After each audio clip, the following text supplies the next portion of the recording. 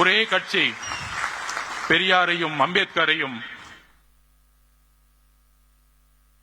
இணைத்து சமூக சீர்திருத்தத்தை உருவாக்கக்கூடிய ஒரு இயக்கமாக பரிணமித்துக் கொண்டிருக்கிறது.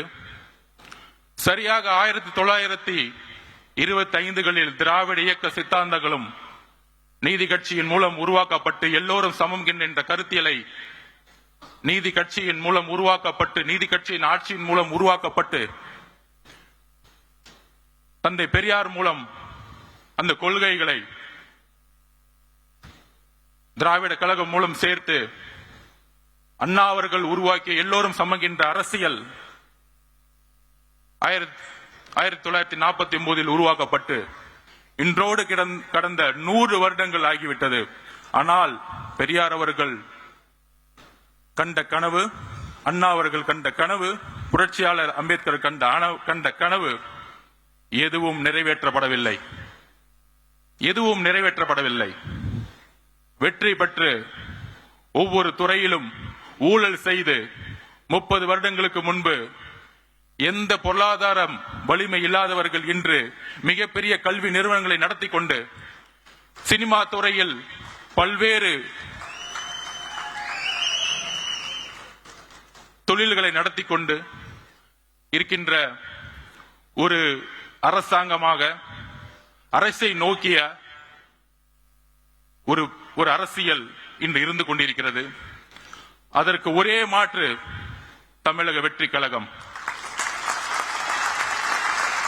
அதற்கு ஒரே சிந்தனை உள்ள தலைவர் நம்மளுடைய தலைவர் விஜய் அவர்கள். எல்லோரும் பொதுவா கொள்கை ரீதியாக இருக்கக்கூடியவர்கள் தொலைக்காட்சி விவாதிகள் பேசிக் கொண்டிருப்பார்கள். நடிகர் அவருக்கு கொள்கை தெரியுமா அப்படிங்கின்ற விமர்சனம் இன்றைக்கு வரைக்கும் வைத்துக் கொண்டிருப்பார்கள். 75 வருடங்களாக கொள்கை பேசிய தலைவர்கள் இதுவரையும் என்ன மாற்றத்தை உருவாக்கி இருக்கிறார்கள்? 2021 பிரச்சாரம் திமுக செய்த பொழுது தமிழகத்தை கடனில் செலுத்திய மாநிலம் அதிமுக 5 லட்சம் கோடியை விட்டு சென்றது. 15 வருஷமா 5 லட்சம் கோடி தமிழக அரசு வாங்கியது. இன்றைக்கு வந்த 4 வருஷத்துல 4 லட்சம் கோடி,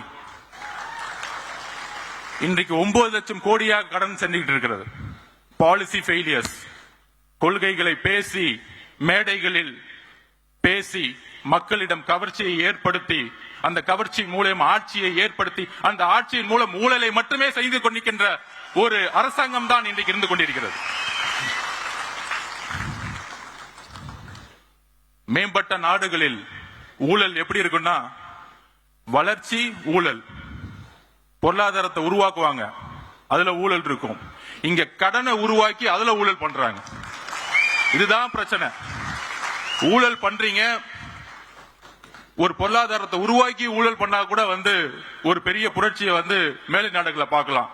இங்க கடனை உருவாக்கி ஊழலை செய்து கொண்டிருக்கிறார்கள்.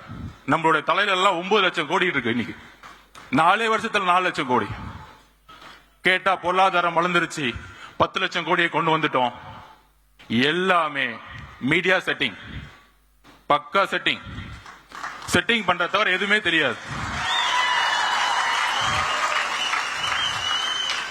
நான் ஒன்னே ஒண்ணு கேட்கிறேன், என் தலைவரை பார்த்து நடிகர் இருக்கிறீங்க.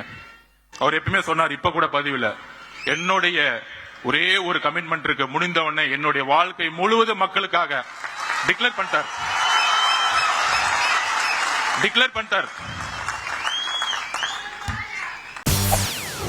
செய்திகளை உடனுக்குடன் தெரிந்து கொள்ள உடனே சப்ஸ்கிரைப் பண்ணுங்க.